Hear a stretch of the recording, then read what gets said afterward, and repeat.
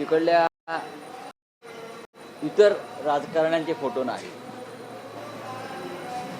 हे एक आदर्श असं चित्र दिसलं पाकिस्तानमध्ये खास करून. जर अशा प्रकारचा इव्हेंट असता तर काय असतं, सगळ्यात आधी भारतीय जनता पक्षाच्या लोकांनी होर्डिंग लावले असते. सगळ्यात आधी असं कमळ वगैरे टाकून, मग मोदी, मग तिकडला आमदार, तिकडला खासदार, आणि अख्खं रंगून टाकलं जणू काय टॉक आम्हीच करतो आहोत. मग ब्रिक्स असेल, काय ते G20 वगैरे ते असेल. मुंबईमध्ये मध्यंतरी ब्रिटनचे प्राईम मिनिस्टर आले, आणखीन काही जागतिक नेते आले. मला आश्चर्य वाटलं. त्यांच्या स्वागताचे बोर्ड एकनाथ शिंदे, देवेंद्र फडणवीस, देश स्वागत करतो आहे. हां, जणू काय ते ब्रिटनचे प्राईम मिनिस्टर शिंदे गटामध्येच प्रवेश करणार होते BKCमध्ये जाऊन. आणि मोदी, काही भान ठेवलं पाहिजे.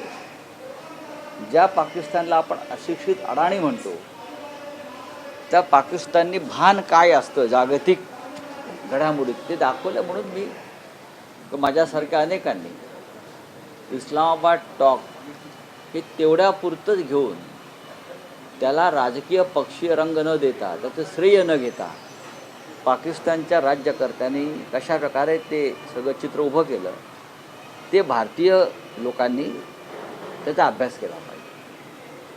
किंवा मग पाकिस्तानच्या राज्यकर्त्यांनी मोदींकडून शिकलं पाहिजे की अशा घडामोडीमध्ये स्वतःचीच होर्डिंगबाजी कशी करावी. असं आपला आणखीन एक ट्विटद्वारे आपण इशारा दिला की ऑपरेशन टायगरचं वृत्त देणाऱ्या वृत्तपत्र आणि आपण कायदेशीर कारवाईचा इशारा दिलेला.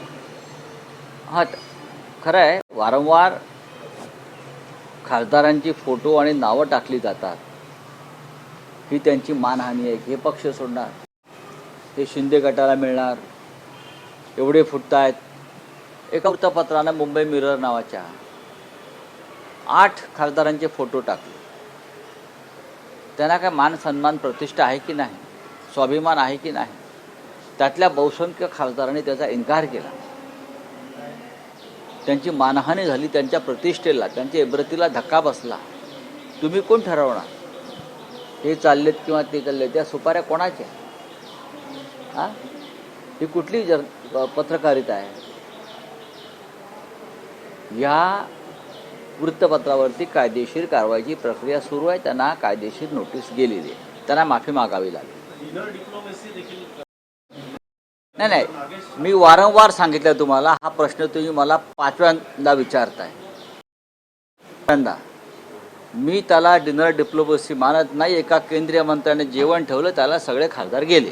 रोहित पवारांनी एक ट्विट केलं आणि म्हणतात की पुढच्या महिन्याच्या शेवटपर्यंत सत्तेतल्याच एका मोठ्या पक्षाकडनं मित्र पक्षांची शिकार होणार आहे, ही पक्की माहिती आहे असं त्यांनी म्हटलं. त्यासोबत त्यांनी खराब प्रकरण हे असंच बाहेर आलं नाहीये, तर ठरवून आणलं असं देखील ते ट्विटमध्ये म्हणतात. होय, मी स्वतः सुरुवातीला सांगितलेलं आहे.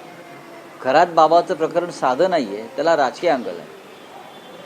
खरात बाबाच्या स्टेटमेंटमध्ये पोलिसांनी ज्या गोष्टी नमूद केलेल्या आहेत किंवा ज्या उगाळून घेतलेल्या आहेत त्या अत्यंत महत्त्वाच्या आहेत. जसे कोण किती मिनटं बोललं, कोणाशी बोललं, ही अत्यंत गोपनीय माहिती असते. पण मुख्यमंत्री कार्यालयांच्या मदतीनं ती माहिती बाहेर आली. कोणाला तरी ती माहिती बाहेर काढायची आहे की खराशी कोणते नेते कधी किती मिनटं किती वेळा बोलले.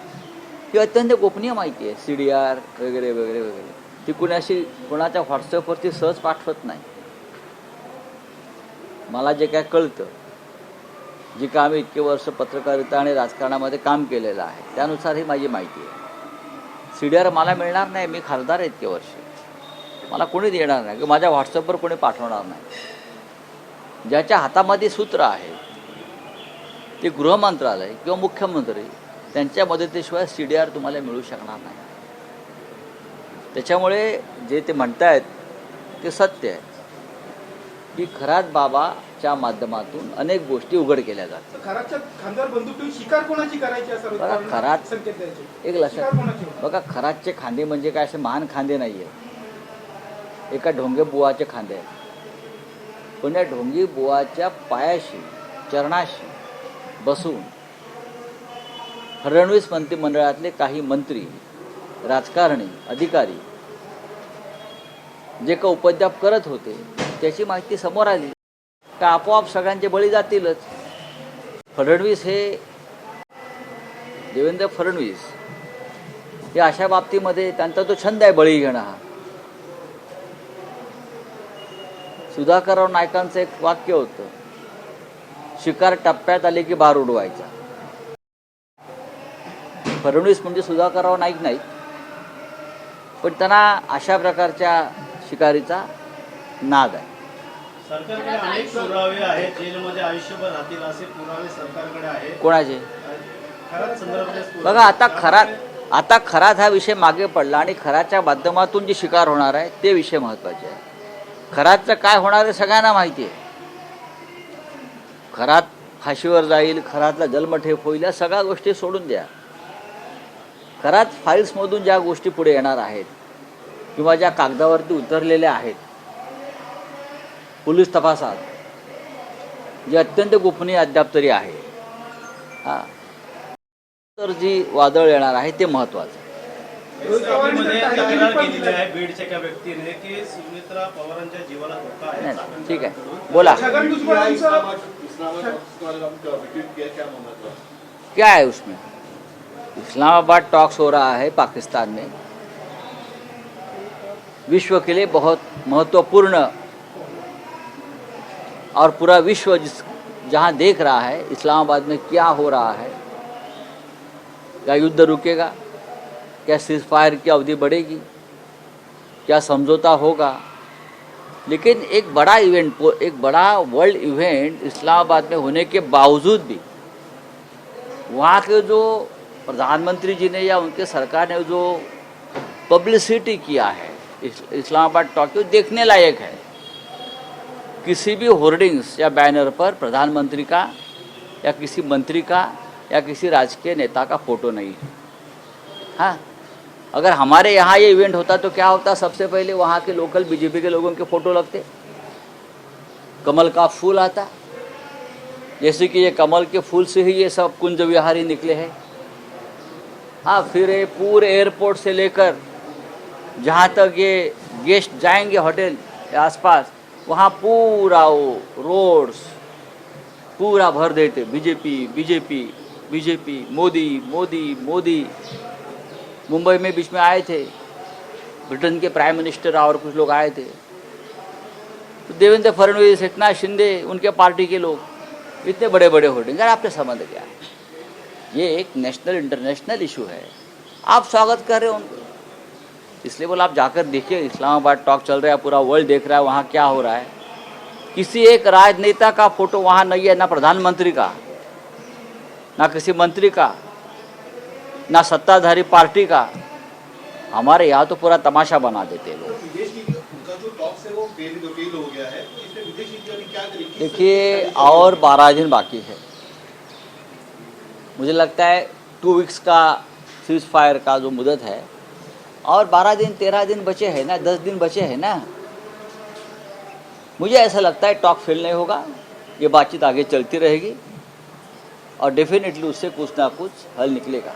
अमित शाह का बदला ये बयान आया हुआ है, आप किस तरह से देखते हैं? क्या बदला? अमित शाह ने कहा है बदला लेंगे. किसका बदला लेंगे? किसका बदला लेंगे? आपके हाथ में और है क्या? जब तक आपके पास सत्ता है, ईडी सीबीआई है, पुलिस है, तब तक आप ये भाषा करते रहेंगे.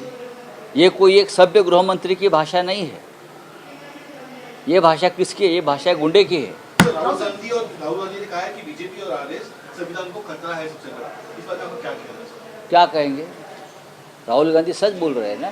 हम देख रहे हैं देश में क्या चल रहा है. जिस तरह से पश्चिम बंगाल में लाखों लोगों का वोटों का अधिकार ख़त्म कर दिया, ये संविधान को खतरा है. आप विशिष्ट जाति धर्म के लोगों को वोट नहीं करने देते, जो इस देश के अधिकृत नागरिक है. ये खतरा है, संविधान का खतरा है. संविधान के खिलाफ आप काम करने जा रहे हैं. फडणवीस म्हणतात की पवारांचा आणि वारकरी विचारांचा काही संबंध नाही. ठीक आहे, तुमचा संबंध आहे ना. या देशामध्ये किंवा या जगामध्ये फक्त देवेंद्र फडणवीस आणि त्यांच्या लोकांचाच हिंदुत्वाशी संबंध आहे. बाकी सगळे लोक बाहेर जन्माला आले. फक्त भारतीय जनता पक्षाचे लोकच हिंदुस्थानात हिंदू म्हणून जन्माला आले असं त्यांना म्हणायचं आहे. बाकी आम्ही सगळे जे लोक आहोत, आम्ही सगळे ज्यांनी या महाराष्ट्रात हिंदुत्व रुजवलं आणि हिंदू म्हणून देवेंद्र फडणवीसांनाही जगायला शिकवलं बाळासाहेब ठाकरेंनी, ते आम्ही काही आता आमचं काय काम नाही. आता ते शंकराचार्य आहेत, आता ते आपापल्या मठात बसून हिंदुत्वाचा विचार जो मांडतात, जो काय मांडतात आपल्याला माहिती आहे. ते जे हिंदुत्व मांडत आहे ते हिंदुत्व नाही. त्यांचं हिंदुत्व खराचं हिंदुत्व आहे. भाजपचं हिंदुत्व आहे खराचं हिंदुत्व आहे. भाजपचं हिंदुत्व तो कोणी अजून एक बुवा पकडला ना, येंदे काय फंदे एरंडे, त्यांचं हिंदुत्व आहे जे आम्ही कधीच स्वीकारलं नाही. चला, थँक्यू.